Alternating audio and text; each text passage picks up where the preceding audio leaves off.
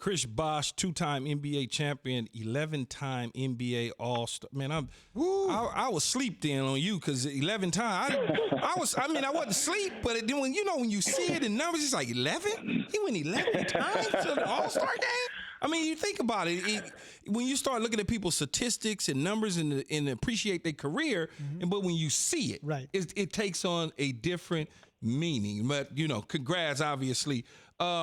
You mentioned the political things, you mentioned all of that, but not only from a political standpoint, everything we've gone through in 2020 from the pandemic, just everything we're dealing with. If in the NBA championship in this bubble, Chris, and because of the pandemic, how would it be viewed this year with the champion? I mean, you know what, man? Look, by any means necessary, that's how it is. That was always kind of my focus as an athlete. It's interesting. Other people have asked me, would it be an asterisk by it? I think this is one of the hardest years to win an NBA championship. You don't have that crowd aspect. You don't have that extra thing to really pump you up and get you going. It's just straight up basketball. There's no limited people around. It's a totally different situation.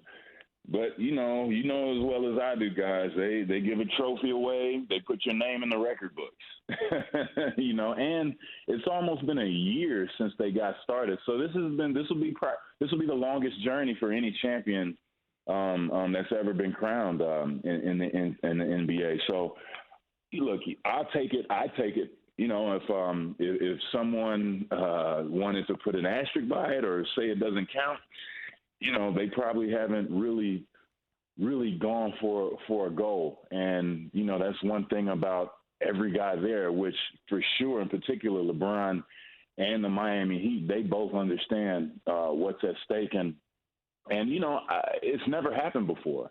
I think that's quite a unique situation. And, we'll see what happens. And, I mean, the playoffs, they've been incredible. I mean, the games have been incredible.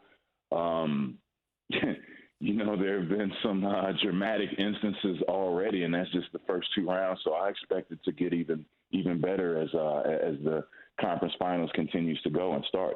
Chris, every time I hear you speak, you're so objective and you're neutral in the way you look at things. So you get to pick one. Who are you picking? Oh, yeah, I was going to get him on the last question. I'm glad you got him. LeBron James, the Miami Heat. LeBron James or Michael Jordan? Ooh. You get one. LeBron or Mike. You get one, CB. I'm not talking about who you play. You get one on your team. What am I picking for? It depends on what I'm picking for. Come on, Chris. Come on, Chris. You get one. You get one, Chris. I get one. Guys, why y'all gonna put me on the spot like that? Come on, man. This is what we do. This is barbershop, CB. This is what we do. Look, I'm gonna go with Bron. One, because that's my guy. I played with him. He's given me many assists and many open shots. A lot of those pocket passes, pick and roll to the basket. He's responsible for, a nice portion of my points that I got in Miami. So I'm going to go with my guy. You know what I mean? But I only say that because, I know what he brings to the table. We know what MJ brings as well. But just as far as, like, being a teammate, having fun, going out there on the court, distributing the ball. Not that MJ is, lesser or anything. We all know he's a killer, probably, the greatest scorer of all time. But, yeah, I'm going to go with my guy, man. So then tell me how they're different. Tell me how they're different. Bron is he's more of a distributor. So if you watch his games, he begins the games he works the games a little more. He passes, he gets his teammates involved early, and then he kind of becomes aggressive in scoring. MJ usually he had the triangle offense. They mastered that, and he was always looking to penetrate the defense, be aggressive. He's going to get his 30 points. LeBron is more so going to have around 25, 26 points.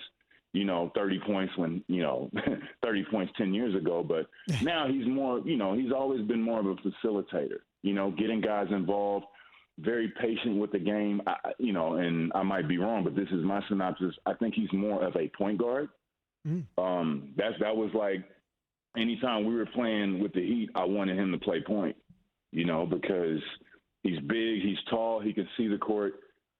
He's always going to get his guys involved, and he's going to work the game. He's going to see those plays that are working. He's looking at his guys' faces and saying, okay, CB needs a touch. Hey, we need to get Dwayne going. That's where I think he's very good. And to be quite honest, man, I was always envious of him, man, because he's gotten – it's like everybody's like, oh, my goodness, LeBron James. Yeah, of course. He's been looking at offensive, packages for his whole life with the ball in his hands. As a big, I always wanted to do that because I'm always looking at the guys, or there's some stuff behind me that I can't see. The only thing that was in front of me was usually defense, and that's where I tried to contribute. But, in his instance, he's been looking at offense with the ball in his hands his whole life, so he's able to see things that a lot of people can't see.